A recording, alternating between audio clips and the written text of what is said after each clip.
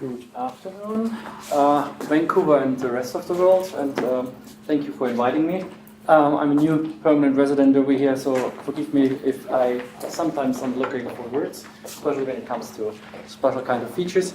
I'm a co-founder of the German Sustainable Building Council, and in this kind of role I'm here today, and I try to give you some information on what we were doing from the governmental side to improve impact in certification system, but also in how to enhance the quality of our planning processes, starting from the building side and going now on into the urban field. So we could start with my first one. You can immediately go on. The idea behind it is that we used to, of course, the tools of PREAM and LEAD. We created the system around about 2008, 2009, and it came from an idea of a long-term workshop from industry, from NGOs, from architects, from urban planner, a process which took us 7 years and nothing really happened, a so-called roundtable. And this kind of very high political or regional entity was at a certain point really disappointing. And so the industry and universities and part of the government took the chance to really create this kind of system. Started with eventually 9 people. I was one of those guys. And we are now around about 10,000 entities as a part of the German Sustainable Building Council. From the government top down, from Daimler Chrysler to Deutsche Bank, it's really a complete movement now. The difference to our kind of role models in the world of certification, it was and is today still, you are not forced to use the system, but more or less the market now dictates to use our tools.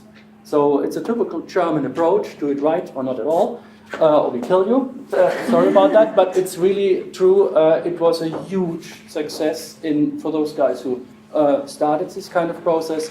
And it's for a lot of investors, I should say, and involved entities in governmental or in regional parts, sometimes a pain, because now suddenly they have to show what they're doing. They have to show the processes, they have to show what is really the goal they go for, and they have suddenly a tool to publish that to the public.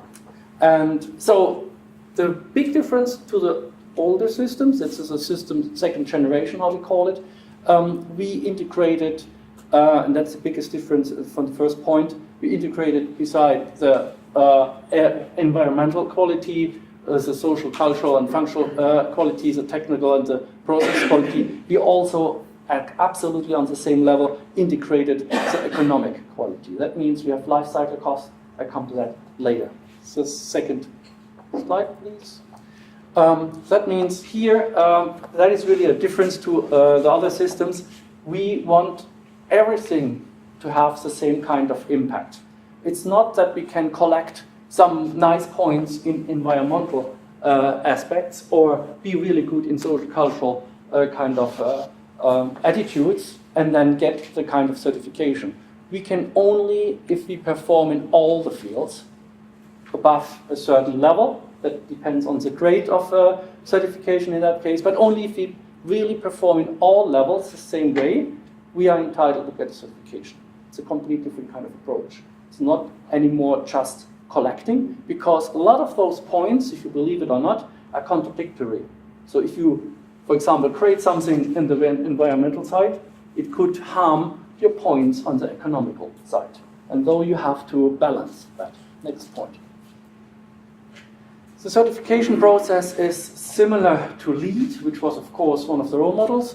We had pre-certificate, we have certificate, and now I'm emphasis here on this kind of field, not the buildings, but in that case, the urban quarter. We have the phase 3, where we are really realizing, and because it's performance orientated, it's not only something we just do what we want to achieve, but it's also about what is really produced and what will be measured in the end. So please go on. The most important thing is the overall performance, which is important.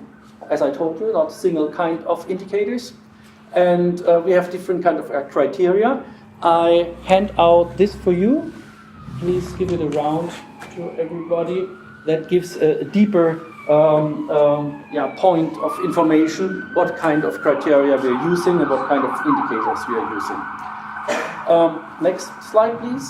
I have to trace a little bit. The main, the upper level is our schemes with environmental quality, the economic quality, social cultural, the technical quality, and the process quality. The site quality is the site part of it. It is measured differently and not as important now for the urban kind of scheme we are looking here. Next one.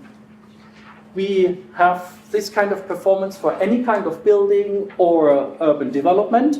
You can totally see with a certain kind of indicators how you perform. So best performance would be if you would not see any kind of the gray fields. That would be the optimum. Next one, please. We range from certified to gold. And you see to reach gold level is really tough. It's really less than 5% of the buildings or plannings are really achieved in gold. So for example, to compare the LEED standard in platinum is round about here in the silver range of the DGNB, German Sustainable Building Council. Next one. Main focus is to bring everybody very close into the beginning of the complete process. It's really important if you're not starting at the first point from the idea on with this kind of process, you will hardly succeed. With this kind of system, it's not something which can be done after the planning or the consultancy is done and then just collect the points. Would not work in our system. It's really a work in process. And next one. I collected some of the beneficials of this. It increases transparency, improves risk management, and ensures a secure basis for planned performance targets. That's really important. That's how we published it, and really the banking system and the governmental system is really awarding that. Please forgive me, I have to run a little bit quicker. And so there are some special requirements. I just, as the last slides, would like to say that we have special kind of regulations for the urban district, especially, which is interesting here. So it's a limit of a minimum 2 hectares, around about 5 acres of development area. There must be a certain kind of number of buildings and at least 2 development sites which are publicly accessible and have the related infrastructure. That is one of the most important things. And of course, the buildings itself do not need to be certified. They can be, but it's not necessary here. It's more the space between the building and the regulations. Go on, please. That's kind of prerequisites. We can skip that for the moment. More important is that I already told you. So more important is that we decided to have a difference between urban structures, that means building for habitat, and the industrial and the business districts as a difference.